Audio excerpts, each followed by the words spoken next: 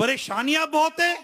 अरे रिश्वतें खाओ, सूद खाओ, नमाजें कजा करो, कुरान बरसों तक खोला नहीं जाएगा, अल्लाह उसके रसूल का जिक्र नहीं किया जाएगा, बेपर्दगियां की जाएंगी, बदकारियां माशरे में आम हो जाएंगी, घरों में शादियों में दावतों में शराबें पी जाएंगी, मुसलमानों के घरों में जुए खेले जाएंगे।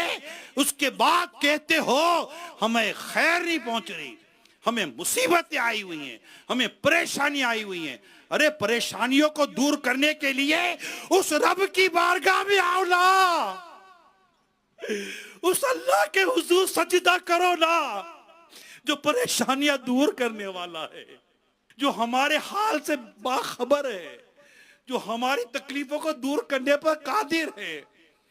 आए ना सब मिलकर तौबा करें, सारा घर बैठकर अपने रब के हुजूर इस्तिगफार करें, जो नमाज़े कज़ा करने की आदत है उनको दूर करें, जो रमजान के रोजे बिना इजाजत शरई कज़ा करने की आदत है उसको दूर करें।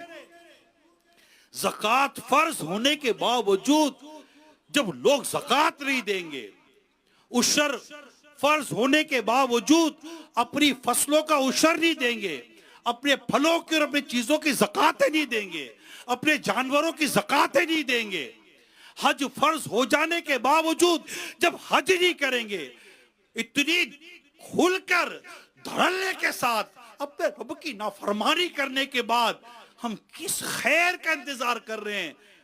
बताइए किस खैर का इंतजार कर रहे हैं? एक इलाके के अंदर बारिश नहीं हो रही थी, लोग एक बुजुर्ग के पास जाते हैं और कहते हैं हजरत आप अपने कमरे में रब की इबादत कर रहे हैं, जरा बाहर आइए, आकर दुआ कीजिए अल्लाह बाहराने रहमत बरसा दे। हजरत कहते हैं तुम मुझसे बाराने रहमत की दुआ करवाने आए हो, मैं अपने यहाँ बैठा अपने रब की इबादत करके शुक्र अदा कर रहा हूं कि हमारी बेअमली की वजह से आसमान से आग नहीं बरस रही। अगर दुनिया में सुरखरू होना चाहते हैं, दुनिया में बुलंदी पाना चाहते हैं, दुनिया में कोई मकाम हासिल करना चाहते हैं, तो सिवाय इसके कोई दूसरा रास्ता नहीं। आओ सब मिलकर अपने रब के हुजूर तौबा करें और उसकी बारगाह में सजदा करके माफी मांगे।